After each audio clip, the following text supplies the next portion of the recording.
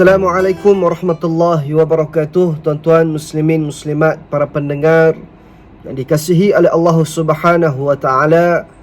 Alhamdulillah, kita sama-sama merafakkan rasa syukur kita kepada Allah Subhanahu wa taala.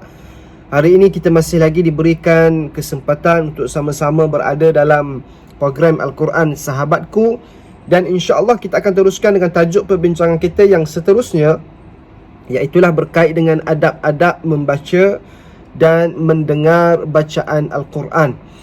Untuk pengetahuan semua, untuk tajuk ini kita akan pecahkan kepada dua siri, dan insya-Allah untuk hari ini siri yang pertama berkait dengan adab-adab membaca dan mendengar bacaan Al-Quran.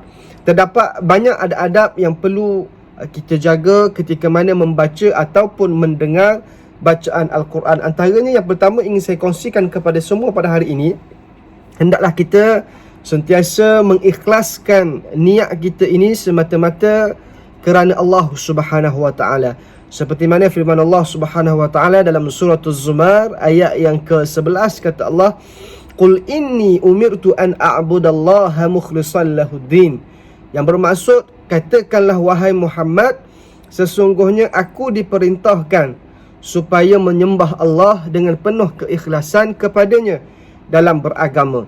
Tujuannya, tuan-tuan dikasihi Allah, kenapa kita kena ikhlaskan niat kita ini semata-mata kerana Allah, supaya kita dapat menghindarkan rasa riak, yakni rasa menunjuk-nunjuk tak kala mana kita membaca Al-Quran, dan ingin juga menghindarkan rasa sum'ah, yakni kita ingin orang mendengar bacaan kita lalu memuji kita dengan bacaan yang baik, suara yang merdu dan sebagainya. Bila mana kita ikhlaskan sungguh-sungguh kerana Allah, insya-Allah perasaan tersebut kita dapat elakkan daripada berlakunya rasa riak ataupun sum'ah, rasa ingin dipuji ataupun disanjung oleh orang yang mendengar.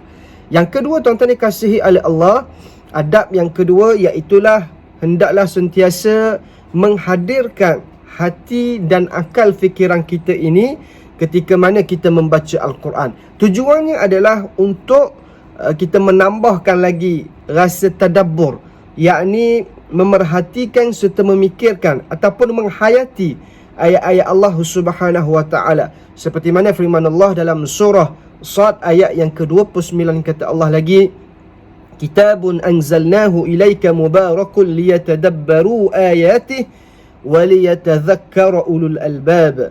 Yang bermaksud, inilah sebuah kitab yang kami turunkan kepadamu dengan penuh keberkatan, supaya mereka memerhatikan ayat-ayatnya dan supaya orang yang berakal itu dapat memikirkannya. Jadi bila mana kita menghadirkan hati dan akal fikiran kita ini, kita akan dapat menghayati dan memahami maksud ayat-ayat yang disampaikan oleh Allah Subhanahu wa taala di dalam Al-Quran, sekaligus kita dapat merasakan dekat dengan Allah Subhanahu wa taala. Sekaligus itu jugalah kita dapat memikirkan dengan akal yang Allah Ta'ala beri kepada kita, betapa hebatnya kekuasaan dan juga keagungan Allah Subhanahu wa taala. Itu yang kedua. Yang ketiga, tuan-tuan dikasihi oleh Allah, adab ketika mana kita membaca Al-Quran, hendaklah kita mulakan dengan isti'adzah. Apakah isti'adzah? Iaitulah kita memohon perlindungan daripada Allah Subhanahu wa taala ini daripada gangguan ataupun bisikan syaitan. Kita minta perlindungan kepada Allah daripada gangguan, bisikan syaitan, iblis dan sebagainya. Seperti mana firman Allah Subhanahu wa taala dalam surah An-Nahl ayat yang ke-98, kata Allah, "Fa idza qara'tal Qur'an fasta'iz billahi minasyaitonir rajim." Apabila kamu hendak membaca Quran, kata Allah, maka hendaklah kamu meminta perlindungan kepada Allah daripada syaitan yang direjam. Dan kemudian setelah kita membaca isti'adzah, kita disunatkan lagi untuk membaca basmalah. Apakah itu basmalah? Iaitulah kita mulakan dengan nama Allah, ataupun kita sebut Bismillahirrahmanirrahim. Seperti mana sabda Nabi SAW, "Kullu amrin dhi balin la yubda'u fihi bi Bismillahirrahmanirrahim fahuwa aqta'." Hadis riwayat Abu Daud, yang bermaksud setiap perkara kebaikan ataupun kebajikan yang tidak dimulakan dengan Bismillahirrahmanirrahim, maka amalan itu terputus. yakni terputus daripada keberkatannya. Maka di sini tuan-tuan dikasihi oleh Allah, bila mana ingin memulakan bacaan Al-Quran, disunatkan kepada kita untuk isti'adzah ataupun dipanggil ta'awudh, yakni dengan lafaz a'udzubillahi minasyaitanir rajim. Adapun dengan lafaz yang lain daripada hadis Nabi SAW, a'udzubillahi minasyaitanir rajim, a'udzubillahis samii'il alim minasyaitanir rajim pun tidak menjadi masalah, asalkan lafaz tersebut merupakan lafaz ta'awudh, yakni meminta perlindungan kepada Allah Subhanahu wa taala.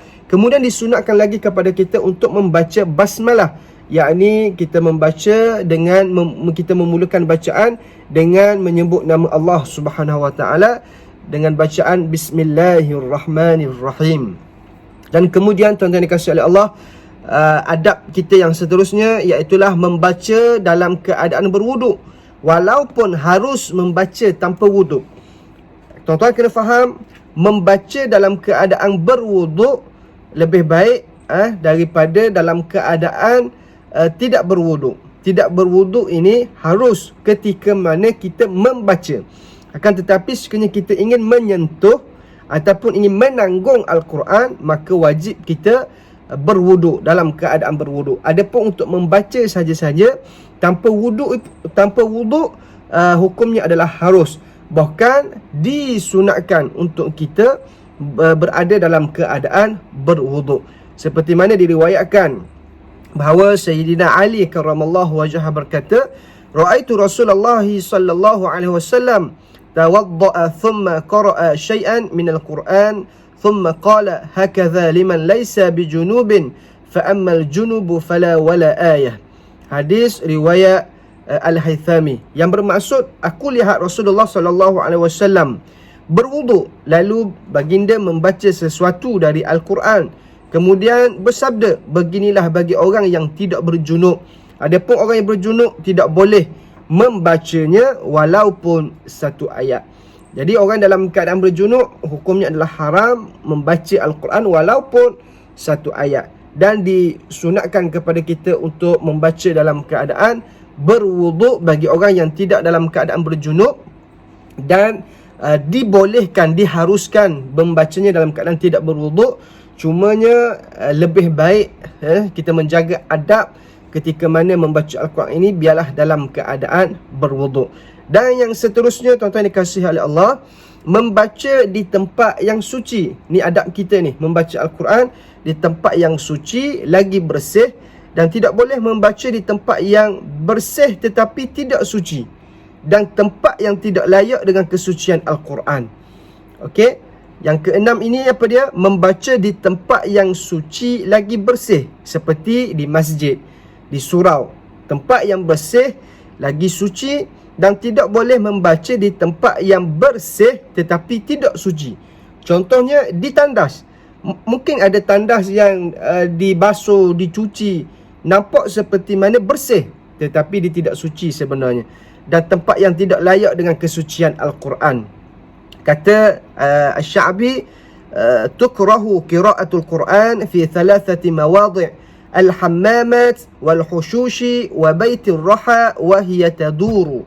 Ini yang disebut oleh Asy-Sya'bi, yang bermaksud makruh membaca Al-Quran pada 3 tempat, iaitu dalam bilik air, dalam tandas, dan dalam rumah kisarang di masa dia sedang berpusing. Dan yang ketujuh, kita membaca Al-Quran dalam keadaan mulut kita ini dibersihkan, yakni dalam keadaan kita bersugi ataupun dalam keadaan kita gosok gigi kita sebelum kita membaca Al-Quran. Seperti mana sabda Nabi SAW, "Inna afwahakum turukun lil Quran fatayyibuha bisiwak." Hadis riwayat Ibnu Majah, yang bermaksud sesungguhnya mulut kamu itu adalah jalan bagi Al-Quran, maka hendaklah kamu memperelokkan akannya dengan bersugi.